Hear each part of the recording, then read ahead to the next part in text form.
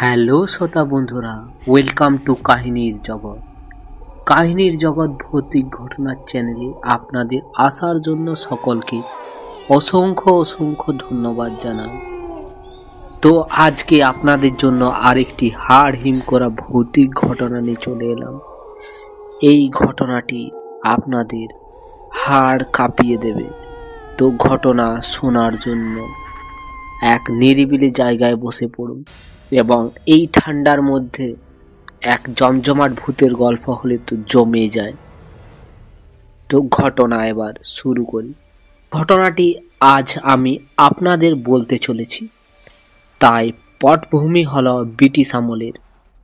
এই ঘটনাটি আমার মায়ের কাছ থেকে শোনা।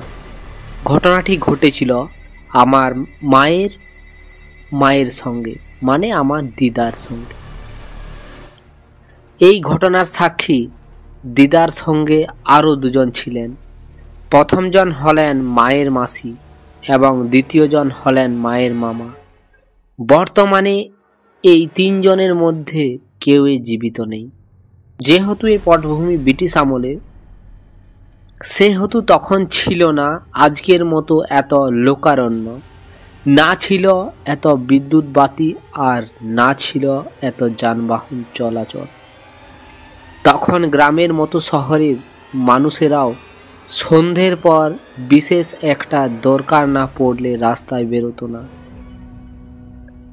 এমনই দিনে হঠাৎ একদিন রাত্রে খাবার করতে গিয়ে দিদার কাকিমা আর জেঠিমা দেখেন ভাঁড়ারের মশলাপাতি নেই।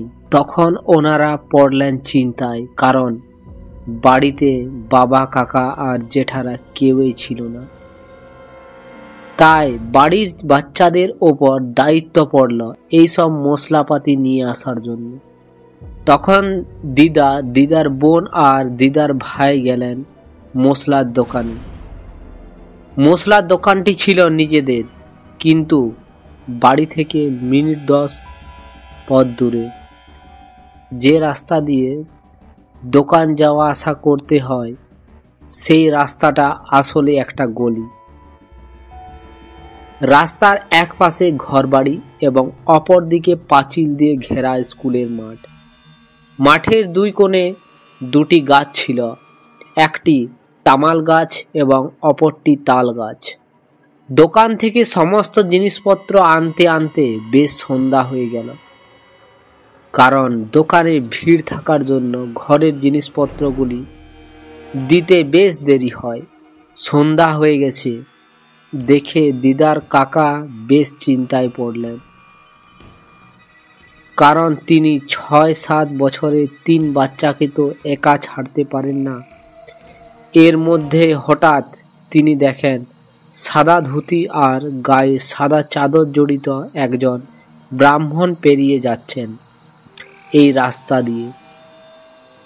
লোকটাকে ব্রাহ্মণ এই জন্যই বললাম, কারণ দিদার কাকা দেখেছিলেন চাদরের নিচে, মানে কোমরের কাছে পৌতের কিছুটা অংশ বেরিয়ে থাকতে। ব্রাহ্মণকে দেখতে পেয়ে তিনি স্বস্তির নিঃশ্বাস ফেলে তাদেরকে বলেন, দেখ, এই ব্রাহ্মণ ভদ্রলোক পেরিয়ে যাচ্ছে, তোরা এর সঙ্গে চলে যা। কাকার কথা মতো দিদারা তাই করলেন। ব্রাহ্মণ লোকটি আগে আগে এগিয়ে যাচ্ছিল আর দিদারা তার পেছন পেছন ভয়ে জড়সড় হয়ে এগিয়ে যাচ্ছিলেন।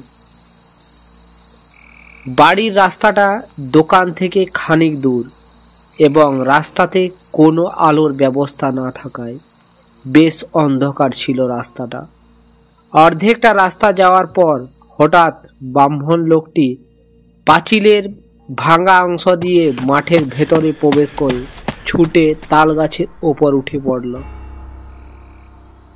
যখন সে ওপরে উঠছিল তখন তার পেছনে আগুনের একটা রেখা তাল গাছের মাথা পর্যন্ত চলে গেল এবং গাছটি দাউ দাউ করে জ্বলতে লাগলো। তারপর ব্রাহ্মণকে দিদারা আর দেখতে পায়নি।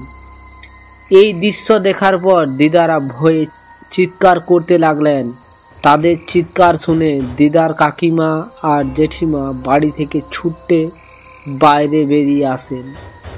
ভয়ের কারণ তাদেরকে জিজ্ঞাসা করতেই তারা সমস্ত ঘটনাটি জানান। পরের দিন সকালে বাড়িতে সবাই দেখেন তাল গাছ আগে যেমন ছিল তেমনই আছে, জ্বলে যাওয়ার কোনো চিহ্ন নেই। পরে অবশ্য সবাই জানতে পেরেছিলেন ওখানে সত্যি ব্রহ্মদত্তের বাস আছে। তো হ্যালো শ্রোতা বন্ধুরা, এই ঘটনাটি আপনাদের কেমন লাগলো? এই ঘটনাটি ইন্টারনেট থেকে নেওয়া। এই ঘটনাটি লিখেছেন শচীন্দ্রনাথ গোড়াই।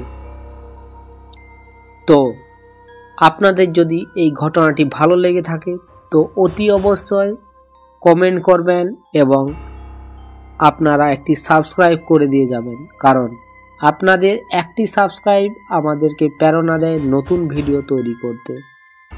তো দেখা হচ্ছে আপনাদের সাথে পরবর্তী ভিডিওতে। শেষ পর্যন্ত ঘটনাটি শোনার জন্য আপনাদের সকলকে ধন্যবাদ জানাই।